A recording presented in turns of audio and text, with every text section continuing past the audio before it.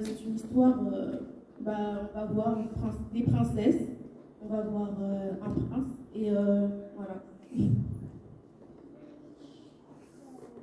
Il était une fois un brave homme, veuf, issu de la plus haute noblesse. Il vivait dans une sublime demeure en Angleterre. Il avait une ravissante jeune fille prénommée Bella. Il faisait en sorte que Bella ait la meilleure vie possible et qu'elle soit la plus heureuse. Alors, pour lui faire plaisir, il épousa une veuve, la duchesse de Sicile. Elle avait 2 filles.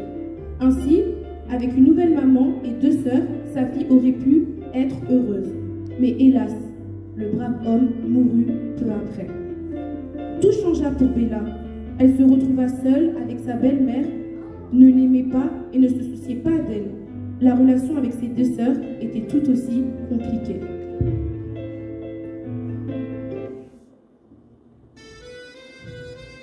Bella était magnifique, remplie de douceur et d'humilité. Ce n'était pas une princesse comme les autres. En effet, elle ne cherchait pas à agir pour son propre intérêt, mais elle aimait agir pour le bien commun. Elle agissait pour de nombreuses œuvres caritatives. Plusieurs fois dans la semaine, Bella allait distribuer des denrées alimentaires aux plus précaires de la société. Elle était très intelligente, gentille, attentionnée, remplie de sagesse. C'était sa mère qui lui avait inculqué l'ensemble de ses valeurs alors qu'elle était enfant. Elle avait beaucoup de respect pour le personnel de la maison. Elle était très appréciée par eux. Elle aimait Dieu plus que toute autre chose. Elle prenait du temps dans la semaine pour servir Dieu. Elle s'occupait de faire le ménage dans l'église. De plus, plusieurs fois dans le mois, elle prenait de son temps pour aller dans les hôpitaux afin de prier pour les malades.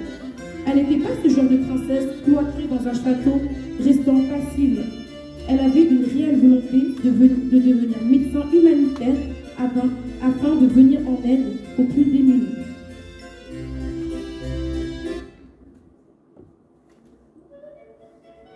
Natacha et Suzanne étaient bien différentes quant à elles.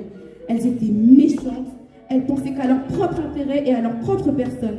Elles n'étaient pas très appréciées dans le palais car elles méprisaient le personnel, profitant de leur statut de princesse. Elles étaient égoïstes, méprisantes, jalouses et impolies. Passant leur temps à se soucier de leur beauté, c'était de vraies pestes. Elles n'aimaient que l'argent, les voyages et le luxe.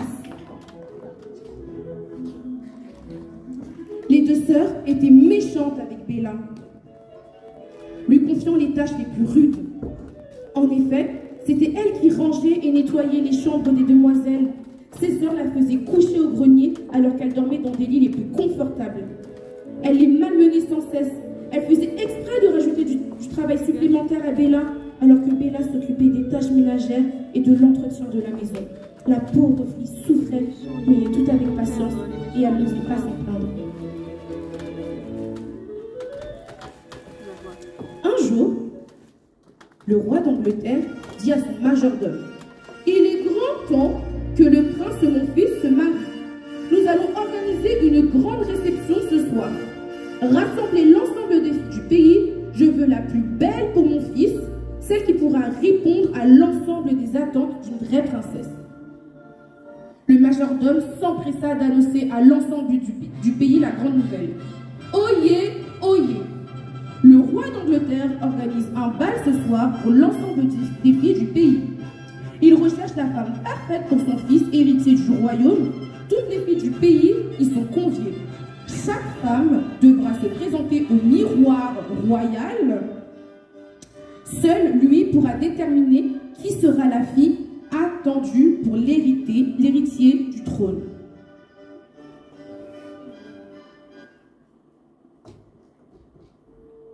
Chacune des filles du pays se rassemblait. Elles avaient toutes des robes magnifiques. Elles étaient dotées des plus belles parures et des plus belles coiffes. Toutes voulaient épouser le prince Hugor et ainsi faire partie de la famille royale d'Angleterre. Natacha se présente la première au miroir.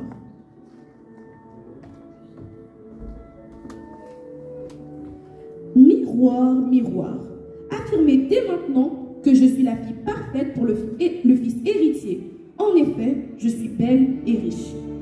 Le miroir répond: non, ce n'est pas toi. Tu es bien trop hautaine pour être une princesse. Suzanne entra la deuxième. Oh mon beau miroir, me voici. C'est moi que le prince attendait. Donnez-moi ma place de princesse. Le miroir répond: non, tu es bien trop égoïste et méchante pour être une princesse. Plusieurs filles passent devant le miroir, mais aucune répond aux critères de princesse. Toutes partent déçues, car elles ne répondaient pas aux critères. Le temps passe, et là, vient le tour de Bella. Bella se présente toute timide, tête baissée, et dit: oh mon miroir, je sais que je ne suis pas la princesse parfaite. Regardez-moi, je n'ai pas une robe digne d'une princesse. Je suis sale, remplie de poussière, je suis maladroite et je reconnais parfois agir injustement. Je suis très loin d'être parfaite et très loin d'être une princesse. Je prie Dieu chaque jour pour être quelqu'un de meilleur au quotidien, pour avoir un cœur pur, pour faire preuve de sagesse et marcher dans la sainteté. J'essaie de me faire serviteur pour mon prochain en l'aidant au quotidien. Le miroir répond: Bella, te voilà.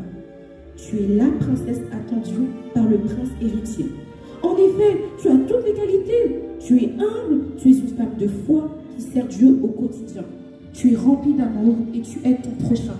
Voilà les qualités d'une vraie princesse de Dieu. Alors aujourd'hui, je déclare que tu es la princesse de l'Angleterre.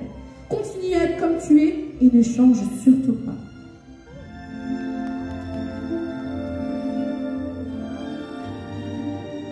Après être devenue une super belle princesse, Bella